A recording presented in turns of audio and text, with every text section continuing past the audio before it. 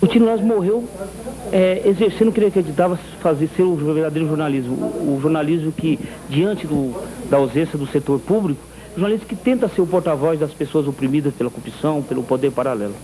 Então, diante disso, a lição que se deve tirar é que a imprensa não deve recuar. A imprensa tem que estar presente, continuar usando o microcâmara para denunciar, continuar usando os meios que o Tino usava, e a imprensa tem que ficar cobrando, porque a impunidade desse caso vai ser uma porta aberta para que outros crimes venham a acontecer. A Polícia do Rio fez hoje operações no morro onde o repórter da Rede Globo, Tim Lopes, foi brutalmente assassinado por traficantes. 3 pessoas foram presas, mas uma semana depois do crime, o corpo do jornalista ainda não foi encontrado. Vai! Logo cedo, dezenas de policiais civis entraram no Morro da Grota, no conjunto de favelas do Alemão. Eles avançaram por quase 2 quilômetros em meio ao foguetório dos traficantes. Os fogos de artifício que alertam para a presença da polícia só pararam quando um helicóptero com homens armados sobrevoou a região. 3 suspeitos foram presos. No início da tarde, os policiais foram até o alto do morro à procura de um cemitério clandestino. Bombeiros ajudaram nas escavações do local, onde o corpo do jornalista Tim Lopes teria sido enterrado. Encontraram alguns ossos que foram levados para análise. Os ossos foram encontrados em covas cavadas recentemente, mas a perícia ainda não sabe se eles são humanos. De qualquer forma, como esse lugar aqui é muito isolado e deserto, a polícia acredita que ele possa ser usado para a prática de torturas e assassinatos. E muitas árvores têm marcas de facões. Em uma das árvores, onde os cortes parecem ter sido feitos há pouco tempo, o perito encontrou manchas vermelhas que podem ser de sangue. O material recolhido também vai ser levado para análise. Esta foi mais uma pista das várias seguidas pela polícia desde ontem, quando 2 traficantes presos revelaram detalhes do crime. No depoimento, eles disseram que o repórter foi capturado em um bar na rua onde acontece o baile funk na entrada da favela. O baile pode ser frequentado por qualquer pessoa. 2 traficantes desconfiaram da presença do jornalista, supostamente por causa de um objeto que brilhava. Equipamentos de microcâmera, no entanto, não têm luzes. Ainda segundo o depoimento, os 2 traficantes abordaram e revistaram Tim Lopes. Ele teria sido espancado, amarrado e baleado no pé para não fugir e submetido a um julgamento sumário, com a participação dos traficantes conhecidos como André Capeta e Boi, do chefe do tráfico na região, Elias Maluco, e do traficante Renato Souza de Paula, o Ratinho. Ratinho aparece nesta reportagem sobre a feira de drogas que deu o prêmio ESSO de telejornalismo a Tim Lopes. De acordo com o depoimento, os 4 traficantes não identificaram o jornalista como autor da reportagem. Pelo depoimento, Elias Maluco se encarregou da execução a golpes de espada. O corpo do jornalista teria sido queimado. Os assassinos de Tim Lopes já estiveram presos. Elias Maluco em 96, por tráfico de drogas, homicídio, sequestro e formação de quadrilha. Mas por causa de erros e atrasos no processo, acabou sendo beneficiado por um habeas corpus. Foi um processo tumultuado, não só em razão do número de acusados, como também pelas peripécias e pelas dificuldades que foram provocadas.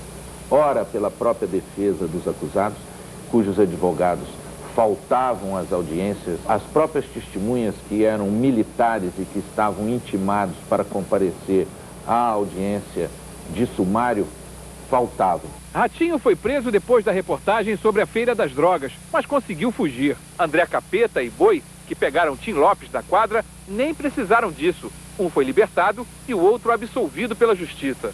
Hoje a polícia informou que este carro pode ter sido usado para levar o repórter até o lugar onde ele foi assassinado. Na delegacia do bairro, o presidente da Associação de Moradores da Vila Cruzeiro prestou depoimento.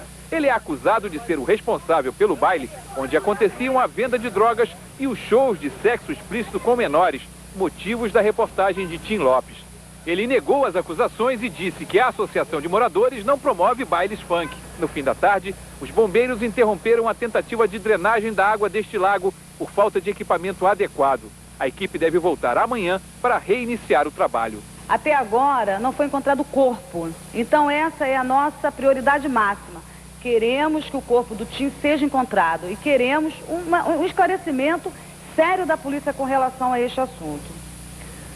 Um dos assassinos, o bandido que mais pressionou durante o julgamento sumário para que o repórter da TV Globo fosse morto, tinha sido flagrado por Tim Lopes na reportagem sobre o feirão de drogas no Rio. Ratinho, Assim é conhecido na favela da Grota, no Conjunto do Alemão, o traficante Renato Souza de Paula. Segundo a polícia, ele também usa o nome de Anderson Martins de Carvalho e é um dos homens mais importantes do bando de Elias Maluf. A polícia encontrou hoje na casa de Ratinho uma granada, uma pistola 9mm, maconha e cocaína, mas nem sinal do traficante. Ratinho foi identificado pela polícia do Rio graças ao trabalho de Tim Lopes. Em agosto do ano passado, o Jornal Nacional mostrou ao Brasil inteiro as imagens gravadas por Tim com uma microcâmera. Mais um furo de reportagem que revelou a liberdade com que os traficantes vendiam drogas sem serem incomodados. Pode 2, pode 15, pode 5. 11 traficantes que apareceram nas imagens de Tim foram identificados. Ratinho estava entre eles. É o homem que está limpando um fuzil Ruger durante o feirão de drogas. O bandido foi preso em outubro do ano passado, dentro de casa, na favela da Grota. Segundo a polícia, ele era o chefe do tráfico de drogas na área. Ratinho foi trazido para a casa de custódia Jorge Fernandes, no complexo prisional de Bangu, mas ficou preso menos de um mês. Ele fugiu pela porta da frente. Hoje, Ratinho é foragido da justiça, acusado de tráfico de entorpecentes e associação para o tráfico. Ele ainda é responsável pelo fornecimento de munição para a favela da Grota. Os traficantes presos ontem contaram que Tim Lopes foi confundido inicialmente com um X9, que na linguagem do tráfico quer dizer informante da polícia. Tim disse que era repórter. Ainda segundo os bandidos, em nenhum momento Tim foi identificado como autor da reportagem Feira das Drogas. Mesmo assim, Ratinho foi o que mais pressionou para que Tim fosse assassinado. A morte de Tim Lopes não é maior nem menor do que a de um cidadão comum, mas é simbólica, porque representa uma tentativa de calar a imprensa, que é a voz, que são os olhos da sociedade. Os jornalistas de vários órgãos de imprensa formaram uma comissão no Rio para acompanhar as investigações sobre o assassinato de Tim Lopes. Hoje eles divulgaram um manifesto, afirmando que o jornalista, acima de tudo, valorizava e defendia os direitos humanos. O grupo se reuniu na sede do Sindicato dos Jornalistas do Rio e divulgou uma nota que resume o sentimento da categoria em relação à morte de Tim Lopes. Na nota, eles dizem: nos últimos dias, muitos de nós ouvimos nas ruas, e até mesmo de fontes, comentários de que Tim teria sido irresponsável por estar numa favela dominada pelo tráfico, nas condições em que estava, ou mesmo que teria sido levado a isso por seus chefes. A essas pessoas que talvez desconheçam a rotina do nosso trabalho, lembramos que a realidade do tráfico nos morros só é conhecida de todos e muitas vezes, inclusive da polícia, porque jornalistas vão lá para contar. Ao longo de sua carreira, Tim Lopes fez isso mais de uma centena de vezes. Em muitas delas, como na que resultou em sua morte, foi convocado pelos próprios moradores das favelas, onde a imensa maioria é de gente honesta e trabalhadora. Pedimos ainda que a morte de Tim não seja pretexto para mais uma onda oportunista de declarações e manifestações favoráveis a que se faça com seus algozes o que fizeram com ele. Que a sociedade brasileira não dê ouvidos a vozes inconsequentes, que apenas estimulam um conflito entre pobres e não pobres, como se não fôssemos todos reféns da violência. Com certeza, não seria esta a vontade de Tim, jornalista que, acima de qualquer mandamento, prezava, valorizava e defendia os direitos humanos. Na reunião ficou decidida também a criação de um grupo de trabalho para acompanhar as investigações da polícia. A comissão está marcando um encontro com o secretário de Segurança Pública do Rio, Roberto Aguiar. Nós queremos que realmente a polícia não deixe de empenhar-se até o esclarecimento completo do caso. A confirmação da notícia da morte de Tim Lopes voltou a provocar reações hoje em todo o mundo. Na Europa, o medo é que o exemplo colombiano de violência contra repórteres atinja o Brasil. Nunca os jornalistas foram tão perseguidos, ameaçados, atingidos por todo tipo de violência. E não só nas guerras, onde o risco sempre foi inerente ao trabalho. No ano passado, a organização Repórteres Sem Fronteiras contabilizou 716 ataques e ameaças a jornalistas no mundo inteiro, o dobro em relação ao ano anterior. Também aumentou o número de jornalistas processados por criticar atos de governo. 489 foram presos nos países governados por ditadores e 110 continuam na cadeia. 380 foram vítimas de censura. A América do Sul é hoje o lugar mais perigoso para a atividade jornalística, sobretudo investigativa. Sequestros, emboscadas e assassinatos aumentaram 50% no ano passado. A maioria desses crimes foi praticada por vingança de corruptos e traficantes de drogas. Os dados são dessa organização não governamental inglesa, que monitora a liberdade de expressão no mundo. Um crime bárbaro, um barbarismo indescritível, imperdoável. As palavras são desta editora inglesa sobre as circunstâncias do assassinato do repórter brasileiro Tim Lopes. Judith Vidal acha que a história da violência brutal da Colômbia, onde 40 jornalistas foram mortos pelo crime organizado nos últimos 10 anos, começa a se repetir na Argentina e no Brasil. A polícia e a justiça não estão cumprindo o seu papel de investigar e resolver os crimes. Por isso, os jornalistas, quando assumem sozinhos essa função, passam a correr tanto risco.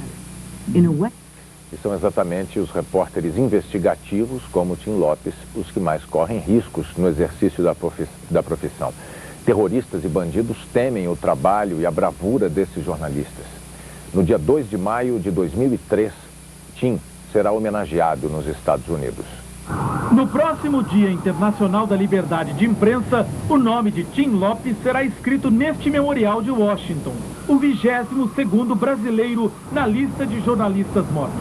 O Fórum da Liberdade também vai homenagear Daniel Pearl, o repórter do The Wall Street Journal, decapitado por terroristas no Paquistão. Tim e Daniel foram presos, torturados e mortos quando buscavam informação. Peter Pritchard, presidente do Fórum, diz que jornalistas morrem por escrever ou filmar o que outras pessoas querem esconder. As páginas na internet das principais emissoras e jornais americanos, inclusive o The New York Times, divulgaram a notícia do assassinato de Tim Lopes. Nos últimos 10 anos, 389 jornalistas foram assassinados em serviço em todo o mundo. Ao contrário do clichê dos filmes de Hollywood, o maior risco não é para os correspondentes de guerra, mas para repórteres investigativos como Tim Lopes. Exatamente como Tim, um jornalista foi morto aqui no bairro colombiano de Nova York porque investigava o tráfico de drogas. Manuel de Dios foi morto dentro deste restaurante. Editor do principal jornal em língua espanhola de Nova York, ele investigava a atuação do cartel de Cali na cidade. A denúncia do caso pela imprensa mobilizou a sociedade. A polícia recebeu tantas pistas que desfez operações do cartel em 4 estados americanos. O assassino de Manuel foi preso e condenado à prisão perpétua. Como Tim, este outro jornalista americano morreu em busca da notícia. Don Bowles investigava a corrupção no estado do Arizona quando uma bomba explodiu em seu automóvel. Num caso sem precedentes, 36 colegas de Don decidiram continuar as investigações. Em 7 meses, chegaram ao homem que plantou a bomba no carro. A justiça demorou 17 anos, mas condenou o mandante do crime.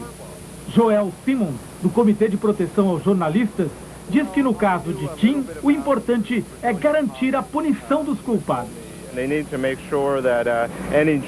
É preciso ter certeza de que qualquer jornalista que queira seguir os passos de Tim conte com o apoio da sociedade e do governo brasileiro. A Associação Mundial de Jornais e o Fórum Mundial de Editores mandaram carta ao presidente Fernando Henrique Cardoso e ao secretário-geral das Nações Unidas, Kofi Annan, se dizendo indignados com a morte de Tim Lopes. As entidades, que representam 18 mil publicações em 100 países, pedem ao governo brasileiro que identifique e leve à justiça os responsáveis pelo assassinato do jornalista. O secretário-geral da Organização dos Estados Americanos, César Gaviria, manifestou hoje sua indignação e tristeza pelo assassinato de Tim Lopes. Gaviria divulgou nota em que diz que as organizações criminosas operam sempre da mesma forma. Começam destruindo a liberdade de imprensa, que é o que mais temem. Depois atacam a legitimidade do Estado através do terror e da corrupção.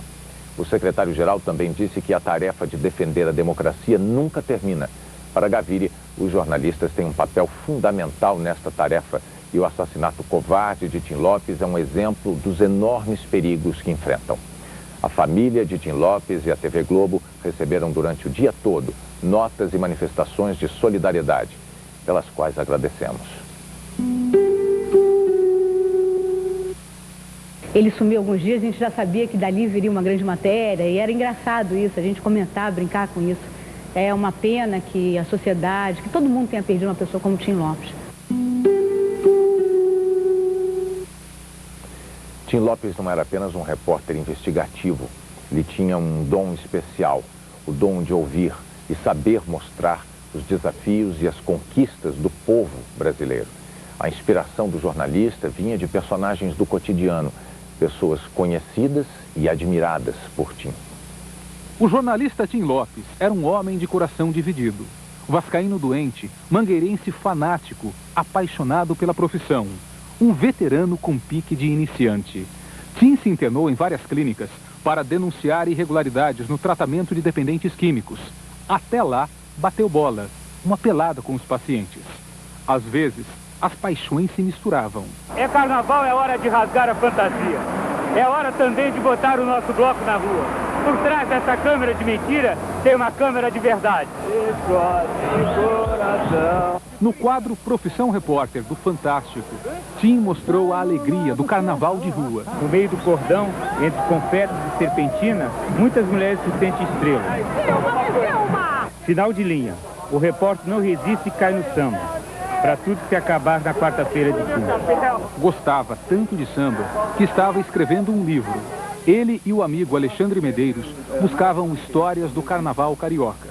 Ele via uma cena na rua e já ficava pedindo um papel, um guardanapo pro cara do botequim, uma caneta, e anotava lá uma ideia. Tinha 1000 facetas, ele se travestia de personagens do cotidiano para poder contar os dramas do cotidiano. No início da carreira, no extinto jornal O Repórter, ele se vestiu de pedreiro para denunciar as condições de trabalho num canteiro de obras. Na Rede Globo, viveu outros personagens. Qualquer pessoa pode, em poucos minutos, viajar ao mundo dos sonhos e da fantasia. É só botar uma barba branca, usar um pouco de maquiagem e uma roupa vermelha. E aí a gente vê como Papai Noel mexe com a imaginação, até mesmo dos adultos. E assim ele passou 2 dias, suportando o calor. Mas o sacrifício é compensado pelo afeto, pelo carinho que a figura do Papai Noel desperta, ainda hoje em crianças e adultos. O bom jornalista corria atrás do outro lado da notícia. Tim queria saber como era o Natal da criança pobre. Seu pai vai te dar o que de Natal, sua mãe? Nada, todo Natal ele não me dá nada. O Tim, com a intuição que ele tinha, ele captava onde tinha matéria para uma produção e partilhar com a sociedade alegrias ou denúncias. O jornalista buscava exemplos de gente que venceu a desigualdade e conheceu a história de Jeane. Ela foi uma das primeiras alunas do cursinho pré-vestibular para jovens carentes, um projeto apoiado pela Pastoral do Negro na Baixada Fluminense. 5 anos depois, o Fantástico levou ao ar a formatura de Jeane. As duas festejaram a formatura com uma missa diferente. Na cerimônia, dança e música afro. Ela concluiu o curso de letras. O projeto do cursinho para alunos pobres se espalhou para outras cidades. Foi emocionante a matéria também para estar mostrando isso para as pessoas, né? Que você pode, se você tem vontade, se você tem força de vontade de fazer as coisas, você consegue. Tim Lopes conhecia como poucos a realidade dos mais pobres. Ele foi criado no morro, ali na Mangueira, e ao longo da vida testemunhou os sonhos e as desilusões de gente humilde. Além da experiência e da coragem, Tim Lopes tinha sensibilidade para ouvir a voz do povo.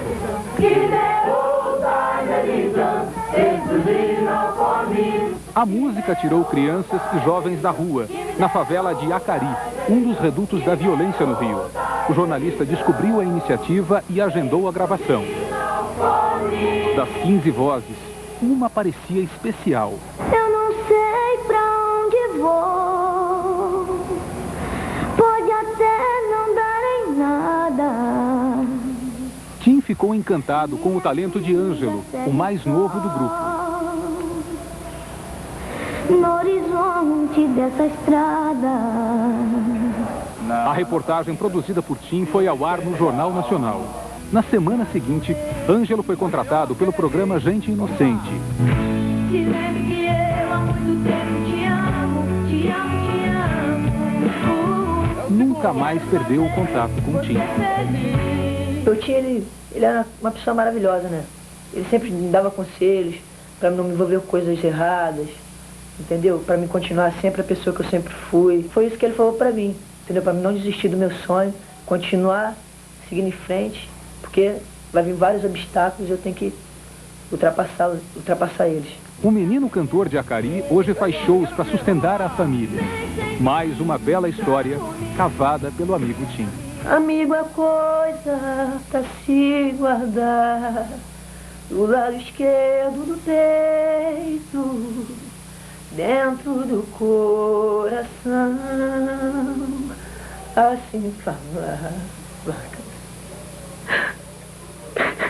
que na América ouviu, mas quem cantava chorou ao ver seu amigo partir.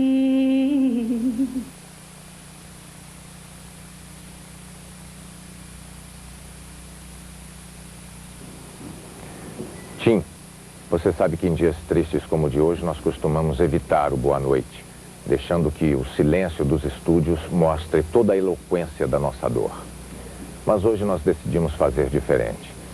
Você sempre foi um apaixonado pela profissão, sempre teve um sorriso contagiante para alegrar os nossos dias, sempre teve uma palavra de incentivo para os menos experientes, sempre vibrou diante de cada reportagem que fez.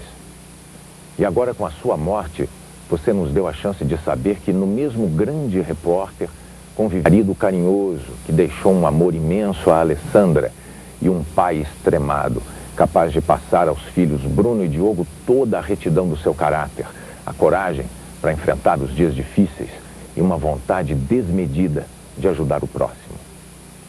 Hoje você começaria um novo Globo Repórter sobre a vida dos caminhoneiros.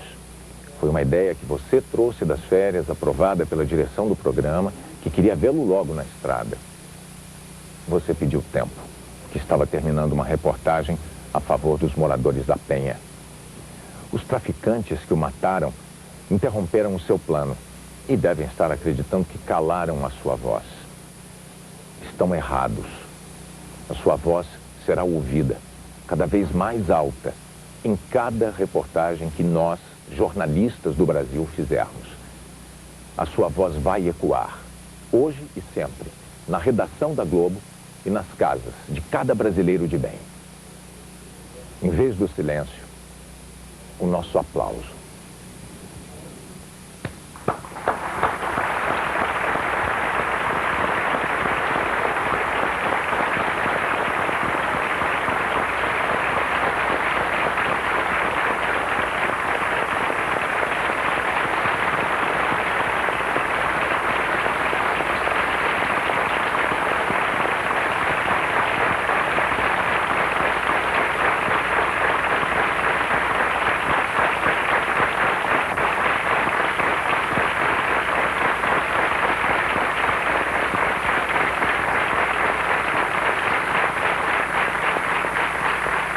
Está